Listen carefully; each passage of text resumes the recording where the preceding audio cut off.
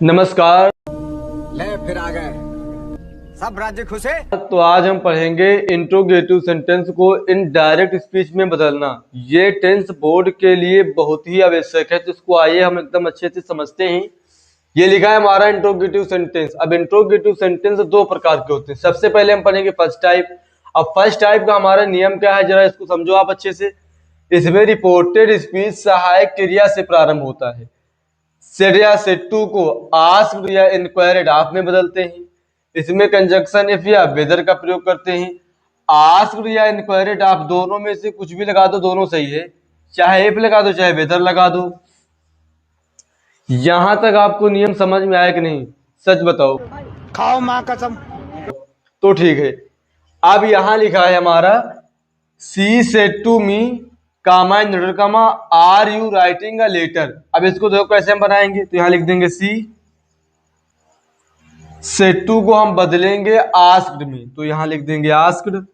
दोनों में से कुछ भी लिख दो, मी का मी लिख देंगे। कंजक्शन इफ लगा देंगे चाहे वेदर लगा दो। अब हम यू को बदलेंगे मी से, तो हो जाएगा आई। इजेमार का होता है बाज या बर, तो आई के साथ बाज।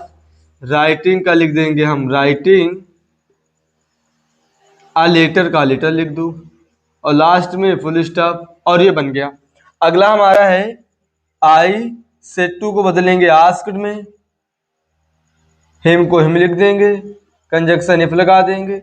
यू को बदलेंगे हिम से, तो यू को जब बदलेंगे हिम से तो हो जाएगा ही। कैन का कुड। सोलो का सोलो लिख देंगे हम। दिस का दैट होता है। क्वेश्चन का क्वेश्चन लिख देंगे, और ये बन गया।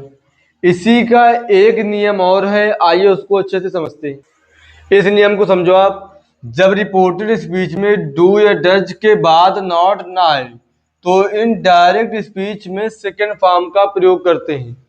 वैसे तो हमारा नियम कहता है कि अगर डू डज आता है तो इसको डिड में बदलते हैं। हम डिड में तब बदलेंगे जब डू डज के बाद नॉट हो। अगर डू डज के बाद नॉट नहीं है तो इसको हम सेकेंड फॉर्म में बदलते हैं। देखो एग्जाम्पल के माध्यम से। यहां लिखा ही सेड टू का हो जाएगा आस्क्ड। मी का मी लिख देंगे, कंजक्शन इफ लगा दो। यू को बदलेंगे मी से तो हो जाएगा आई। अब डू है, इसमें कहीं भी नॉट नहीं आया है तो हम सेकेंड फॉर्म लिखेंगे। अब रीड का हमारा सेकेंड फॉर्म हो जाएगा रीड। स्पेलिंग वही है लेकिन इसको हम पढ़ेंगे रेड। लिखा है द बुक, तो लिख देंगे द बुक, और ये बन गया हमारा। अब हम पढ़ेंगे सेकेंड टाइप। सेकेंड टाइप पढ़ने से पहले का रिएक्शन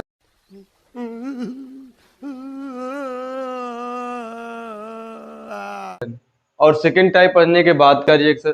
क्या बात है सर, क्या बात है सर, क्या बात, ये बात है। तो आइए अच्छे से इसको हम समझते हैं। Interrogative second type. अब सेकेंड टाइप में क्या है कि रिपोर्टेड स्पीच जो है वो क्वेश्चन वर्ड यानी व्हाई व्हाट वेयर हाउ या इनमें से कोई भी वर्ड आ सकता है। इसमें सेड या सेड टू को आस्क्ड या इंक्वायर्ड आप में बदलते हैं, और इसमें क्वेश्चन वर्ड को ही कंजक्शन बना लेते हैं। फर्स्ट टाइप और सेकेंड टाइप में एकदम साफ अंतर समझो कि जो फर्स्ट टाइप होता है उसमें रिपोर्टेड स्पीच सहायक क्रिया से प्रारंभ होगा, और जो सेकेंड टाइप होता है उसमें क्वेश्चन वर्ड से प्रारंभ होगा। फर्स्ट टाइप में हम कंजक्शन इफ या वेदर का प्रयोग करते हैं, और सेकेंड टाइप में जो कंजक्शन होता है वो क्वेश्चन वर्ड को ही बना लेते हैं। देखो एग्जाम्पल के माध्यम से समझो। यहां लिखा है ही। अब सेड टू तो बदलेंगे हम आस्क्ड में, तो आस्क्ड लिख दिया। मी का मी लिख दिया। कंजक्शन, अब कंजक्शन वेयर को लिख देंगे इधर, बाकी वैसे ही। अब यू को बदलेंगे हम मी से, तो हो जाएगा आई। आर का वाच। गोइंग का गोइंग लिख देंगे, और लास्ट में फुल स्टॉप। अगला है she said to me comma why are you telling a lie. तो देखो इसको, सी सेड टू को बदलेंगे हम आस्क्ड में। मी का मी, कंजक्शन बना लेंगे वाई को। अब यू को बदलेंगे हम मी से, तो हो जाएगा आई। आर का हो जाएगा वाज। टेलिंग का जैसे लिखा वैसे लिख देंगे हम टेलिंग। अलाई का अलाई, और ये बन गया। इसका एक नियम और है, उसको भी समझो आप अच्छे से। इसको समझो आप। देखो लिखा है he said to Mohan comma in comma how much money do you want. अब इसमें जरा आप समझो कि सहायक क्रिया से पहले लिखा है हाउ मच मनी, अब देखो इसको हम कैसे बनाएंगे, यहाँ लिख देंगे ही, से टू को बदलेंगे हम आस्क्ड में, मोहन का मोहन लिख देंगे। इंट्रोगेटिव सेकेंड टाइप में आपको एक चीज ये याद रखना है कि सहायक क्रिया से पहले जो कुछ भी लिखा है उसको पूरे को हम कंजक्शन बना लेंगे। तो इसमें देखो सहायक क्रिया से पहले लिखा है हाउ मच मनी, तो इसको पूरे को लिख दो इधर आके, हाउ मच मनी, और ये इतना हो गया। अब हम यू को बदलेंगे मोहन से तो हो जाएगा यहाँ पे ही, क्योंकि मोहन लड़का है तो इसलिए यहाँ पे लिखेंगे ही। अब देखो यहाँ पे आ गया डू और इसके बाद नॉट है नहीं तो हम सेकंड फॉर्म लगाएंगे, वांट का हो जाएगा वांटेड, और ये बन गया इंग्लिश मतलब कुछ नहीं। अब इसका एक नियम बचा उसको भी अच्छे से देख लो, इसको समझो आप अच्छे से। जब रिपोर्टेड स्पीच में यस या नो आता है तो इनके स्थान पर पहले वाक्य के सब्जेक्ट और वर्ब फिर से लिखते हैं, या फिर यस को रिप्लाइड इन अफर्मेटिव, नो को रिप्लाइड इन निगेटिव में बदलते हैं। ये लिखा है हमारा एग्जाम्पल, इसको हम बनाएंगे दोनों तरीके से, देखो अच्छे से। लिखा है सी, सेट टू का हो जाएगा आस्क्ड, रीता का रीता लिख देंगे हम यहाँ पे, कंजक्शन इफ लगाएंगे क्योंकि ये फर्स्ट टाइप का है तो इफ लिख दिया।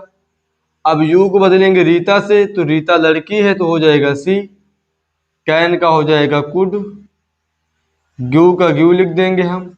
अब मी को बदलेंगे सी से तो यहाँ पे हो जाएगा हर। अब दिस का होता है दैट, वाच का वाच लिख देंगे। यहां तक तो जैसे बनता था वैसे ही बना दिए। अब इसको समझो, इसके स्थान पे हम क्या करेंगे, यहां लिख देंगे हम रीता, अब सेट को चेंज करेंगे रिप्लाइड में। अब इसके बाद हम लिख देंगे कंजक्शन डेट। बस इतना करने के बाद अब एस यस की जगह पे हम लिखेंगे रिप्लाइड इन अफर्मेटिव, लेकिन हम बना रहे पहले टाइप से तो हम क्या करेंगे, इसके स्थान पर पहले वाक्य के सब्जेक्ट और वर्ब को लिखेंगे। तो हमारा पहला वाक्य ये है तो इसका सब्जेक्ट है सी, वर्ब है कुड, तो यहाँ पे लिख देंगे हम सी कुड, और ये बन गया। अब देखो जरा, अगर हम दूसरे टाइप से बनाएंगे तो कैसे बनेगा, यहां लिखेंगे हम सी आस्क्ड रीता, कंजक्शन इफ का प्रयोग करेंगे, यू को बदलेंगे रीता से तो हो जाएगा सी, कैन का हो जाएगा कुड, गिव का गिव लिख देंगे, हर डेट वाच। इतना तो पहले जैसा हो गया। अब यहां पे हम क्या करेंगे, रीता रिप्लाइड इन अफर्मेटिव, ये बन गया दोनों तरीके से। या तो आप इस नियम से बना लो या तो आप इस नियम से बना लो। इन दोनों नियमों से आप चाहे जिस नियम से बनाएंगे दोनों ही सही है। मेरे ख्याल से जो रिप्लाइड इन अफर्मेटिव या रिप्लाइड इन नेगेटिव है ये ज्यादा आसान है।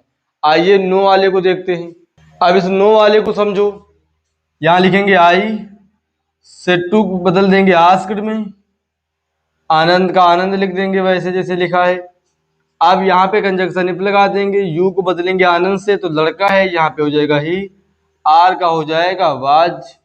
अब अटेंडिंग जैसे लिखा है इसको वैसे ही लिख देंगे, attending the class full stop. अब देखो यहाँ पे क्या करेंगे, जैसे लिखा है आनंद वैसे लिख देंगे आनंद, सेट को बदलेंगे रिप्लाइड में तो ये हो गया रिप्लाइड। अब डेट लिख देंगे हम। इसके बाद हम क्या करेंगे, अब नो आ गया है तो पहले वाले वाक्य का सब्जेक्ट और वर्ब लिखेंगे। तो पहले वाला वाक्य हमारा यही है, इसका सब्जेक्ट है ही तो ही लिख देंगे, वर्ब है वाज तो वाज लिख देंगे। अब इसमें नहीं आया है तो इसलिए लास्ट में हम नॉट लिख देंगे और ये बन गया। अब देखो दूसरे नियम से, यहां तक तो सेम बनेगा तो इसको वैसे ही लिख देंगे हम, I asked Anand if he was attending the class. बस इसके आगे हम जैसे अब लिखा है आनंद नो, तो लिख देंगे आनंद रिप्लाइड इन निगेटिव,